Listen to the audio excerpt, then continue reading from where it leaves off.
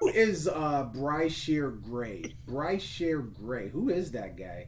Does anybody know that name? Does the name sound familiar? No? Okay, alright. Let me give you guys a little visual. You may not recognize him. Hold on one second. Here we Yeah, go. he looks a little different in this photo here. Bryshere Little, Gray. Well, he was the rapping nigga from Empire who sucked. He was horrible.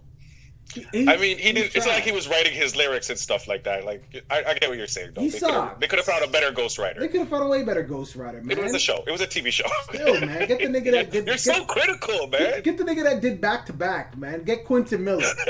Shit, still working at the grocery store. Get him. Damn.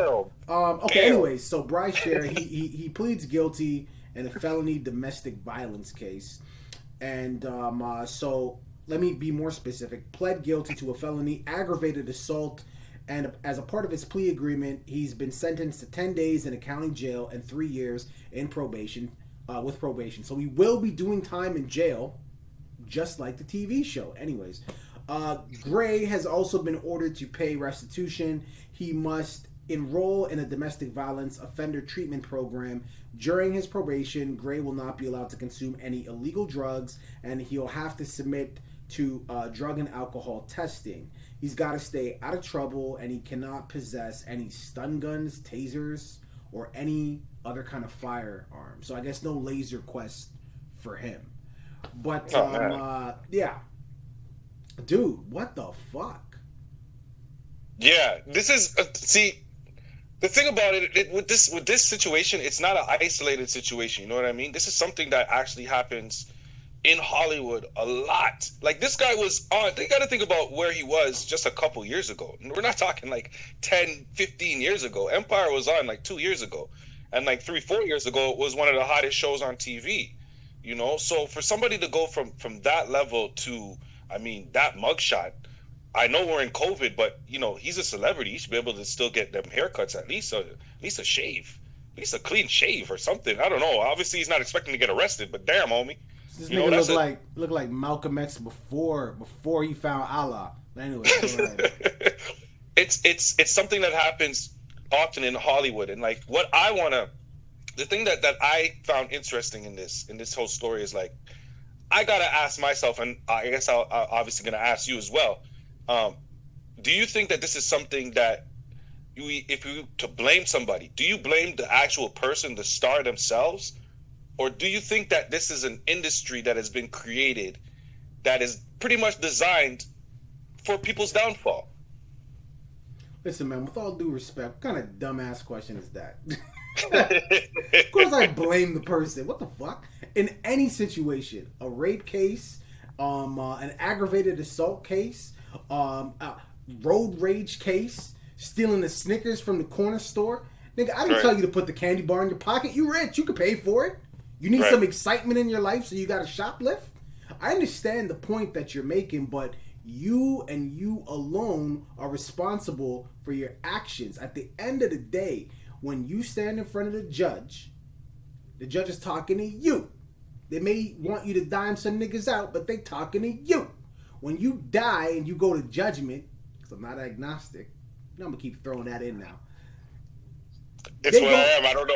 It's not an insult. The point is they gonna be talking to you. You have to be held accountable for your own actions. Cause effect. This nigga's crazy. What are your thoughts? Well, that's the reason why I pose the question is because I personally think that you have to understand that a lot of these people who become famous came from nothing. A lot of them came from nothing. You know what I mean? And then they have a lot of money, a lot of fame, and a lot of freedoms, and pretty much everything within their palms grasp, drugs, women, all that type of stuff, shit that they never had before. And a lot of people, you're right, at the beginning, it's their decision. They choose to go wild because it's something that they've never had before, the experiences that they've never had. You understand? The surroundings that they're in, the environment that they're in. But I feel like if this environment wasn't created, unfortunately, it's not going to stop it from being created. But if they weren't put into this environment where they felt like they had that power, where they felt like if they never made it to the famous part and they just ended up having a regular life, I feel like a lot of these people wouldn't have turned out the way that they turned out. I feel like it was magnified, it was elevated, and in some terms, it was even started just because the person knew within themselves that they could get away with a lot of shit. And at the end of the day, that is the person's decision.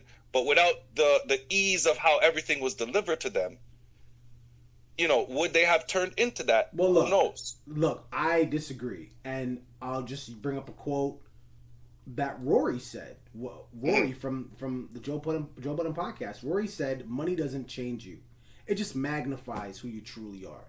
So, to your point, the industry creating this environment for things like that to happen.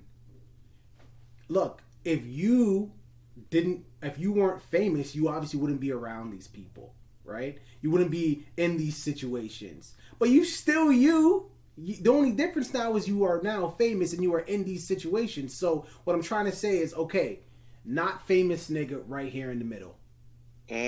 Poor as shit. Walks into a convenience store, stealing Snickers, stealing candy bars.